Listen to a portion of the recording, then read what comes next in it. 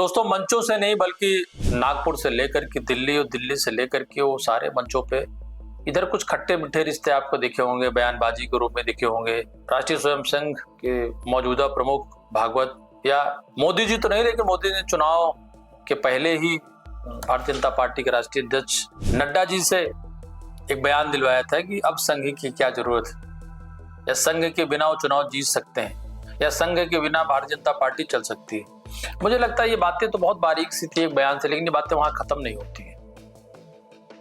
और इसी पर चूंकि इसी को लेकर के बचे प्रदेश अध्यक्ष, जो प्रमुख प्रदेश अध्यक्ष, उनके चुनाव की बात कर लें, देश के राष्ट्रीय अध्यक्ष के चयन की बात कर लें, या भविष्य की क्या राजनीति के बारे में बीजेपी के मंची नेता, प्रधानमंत्री से लेकर के बाकी लोग, और दूसरी तरफ संघ प्रमुख से लेकर के अंतिम पायदान तक प्रचारक वो क्या विचार रखते हैं। कारण यह है कि इन विचारों की सहमति से भारतीय जनता पार्टी, ऐसा मानना संघ का है कि 2 से 300 पार करती है या 300 के आसपास जाती है, और फिर वो 2024 के परिणाम में 240 रुकती है। तो 75 वर्ष की उम्र सीमा, या इस पर जो विवाद, इसी पर लंबी चर्चा करेंगे। मैं मनोज मिश्रा, आप देख रहे हैं यूनाइटेड भारत। मित्रों, जिस तरीके से विगत दिनों नागपुर प्रधानमंत्री का जाना, चर्चा होना, बातचीत होना, फिर नहीं होना, और उसके परिणाम वैचारिक मतभेद और सहमति और असहमति कई बार आपको मंचों पे देखने को मिली हो। अगर मोहन भागवत जी कोई बयान देते हैं, चाहे बिहार में रिजर्वेशन को लेकर के हो, कभी चुनाव से पहले, चाहे वो 75 साल की उम्र के रिटायरमेंट के लेकर की बात हो कि चल देना चाहिए, नहीं रहना चाहिए, रिटायरमेंट की उम्र हो जाती है। 75 वर्ष की साल जब उड़ी जाती है तब उसका अर्थ यह होता है कि अब आपकी आयु हो गई, अब जरा बाजू हमको करने दो। या देश की सबसे बड़ी पार्टी, विगत 2014 में सरकार में रहने वाली पार्टी, पूर्ण बहुमत की सरकार बनाने वाली पार्टी, 240 पे रुकने वाली पार्टी, अपने राष्ट्रीय अध्यक्ष के चयन में इतना लंबा समय लगाती है, चयन प्रक्रियाओं के बाद चेहरे को घोषित करने में समय लगाती है। और हालिया जो टकराव, जिनकी वजहों से आरएसएस प्रमुख मोहन भागवत ने हाल में ही कहा कि 75 वर्ष की उम्र के बाद नेताओं को संन्यास ले लेना चाहिए, ये किसके लिए था? क्योंकि ये संयोग नहीं है। जब इसी नियति और नियत के जरिए पूर्व के प्रमुख नेता, जिन्होंने भारतीय जनता पार्टी को सींचा ही नहीं बल्कि बड़ा किया, बड़ा करके यहाँ तक पहुंचाया कि 2 से सीटें 300 तक पहुंच जाएं, उसमें चाहे डॉक्टर मुरली मनोहर जोशी हो, चाहे ब्रांड कह ले, चाहे लौह पुरुष कह ले, अडवाणी जी रहे हो, तो उनको भी यही कह के मार्गदर्शक मंडल में डाल दिया गया, क्योंकि उनकी उम्र सीमा 75 पार हो चुकी। आरएसएस और मोदी के बीच में जो नेतृत्व लेकर असंतोष है, आरएसएस को लगता है कि बीजेपी अब ज्यादा सत्ता केंद्रित हो गई और संगठनात्मक रूप से अनुशासन और वैचारिक मूल्यों से भटक गई। चुनाव में जीत के बाद बीजेपी के नेतृत्व में घमंड और स्वायत्तता की जो भावना आई, और आरएसएस को जो लगना नहीं चाहिए, बल्कि आरएसएस कश्मीर से कन्याकुमारी तक इन्होंने बहुत संघर्ष किया है। ये वो नाम, ऐसे हजारों लोग हैं जिन्होंने परिवार छोड़ा, घर छोड़ा, गांव छोड़ा, प्रदेश छोड़ा, और उनके दिमाग में राष्ट्र निर्माण की एक भूमिका रहती थी, और उसी राष्ट्र निर्माण की भूमिका से लोग चुन करके एक संगठन का जो राजनीतिक चेहरा होता है वो भारतीय जनता पार्टी बना। मोदी जी भी बार बार और कह चुके हैं कि संघ के प्रचारक या संघ के एक छोटे से कार्यकर्ता हैं, और हमने तो वो भी दौर देखा है कि जब संघ की बैठक होती थी तो देश के सबसे बड़े शीर्ष के नेता सामने जमीन पर दरी और टाट पर बैठा करते थे, और संघ के प्रमुख प्रचारक, प्रमुख नेता, वो संगठन के लोग बैठा करते थे मंचों पे। और यही वैचारिक मेल या यही वैचारिक चीजें, कारण यह है कि सरकार जब चलती रहती है, लेकिन सरकार को दिशा देना, दशा देना, आगे सरकारें कैसे बनेंगी, बनने के बाद अपने एजेंडे पर या अपने उन मुद्दों पर, या जिस तरीके से संघ प्रचारकों ने या संघ ने मेहनत करी, क्योंकि इसके पीछे जो सांगठनिक रूप से भारतीय जनता पार्टी तो राजनीतिक दल के रूप में, सरकारों के रूप में आपको दिख रहा है, लेकिन इसके पीछे जो कार्य करने की शैली रही है और इसको तैयार करने की शैली रही, जो रणनीति में रही है, बिना किसी स्वार्थ के हम लोगों ने विगत 25, 30, 40, 50 सालों में देखा, जाना और समझा है, वो संघ है। अब जब विचारधारा की लड़ाई में संघ स्वयं के जो चेहरा है या स्वयं को जो उसने तैयार किया है, अगर उसमें फंस जाएगा तो उसकी जो भविष्य की रणनीति है देश को लेकर के, देश के विचार को लेके देश के सृजन को लेकर के मोदी जी, अमित शाह या बाकी जिनको भी आप प्रमुख पदों पर देख रहे हैं, ये संघ के रूप से एक जिम्मेदारी दी गई है। सरकार रहेगी तो नहीं भी रहेगी तो संघ अपने विचारधारा पर, अपने चीजों पर 365 दिन वो देश निर्माण के लिए कार्य करता रहता है। ये बात संघ के अंतिम पायदान के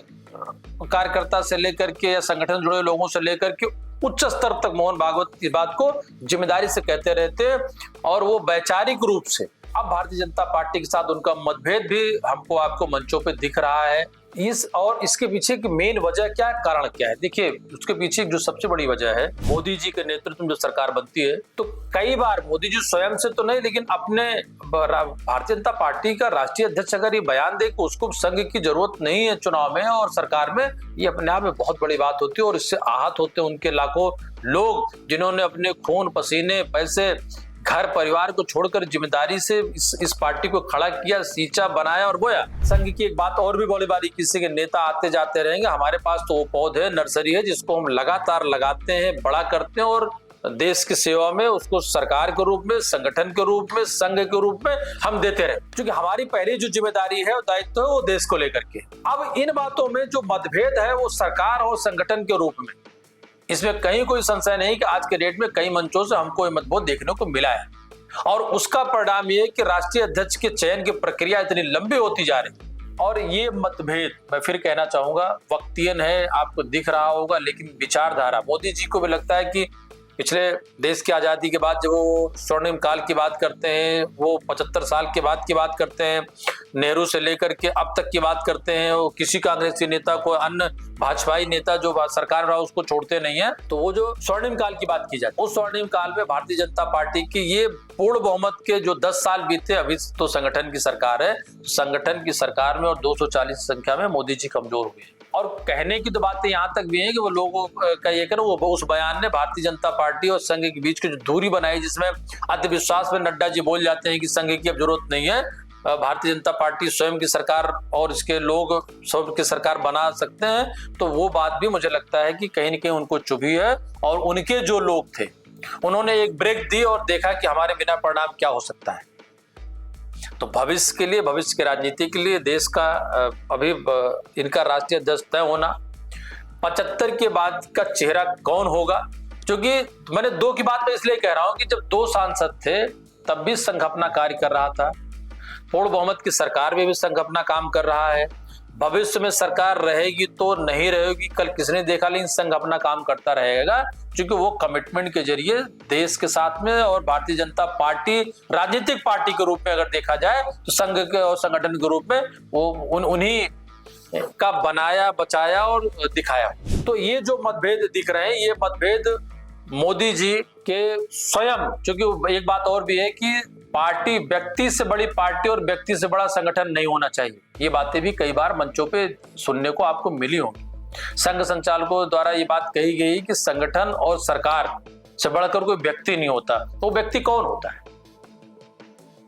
अगर संघ की पसंद की बात कर लीजिए तो लगातार आप देखिए 2 चीजें हैं। पहले मैं बात करूंगा जिस तरीके मोदी जी अपने सरकार की नीतियों को लेकर के पिछले 75 साल से कांग्रेस को कोसते हैं, उसी तरीके से अपनी विगत की 11 साल की सरकार को लेकर के अगर नितिन गडकरी का बयान अगर आप सुने तो उनका ये कहता है कि बेरोजगारी बढ़ी है, गरीब बढ़े हैं और देश का जो संसाधन और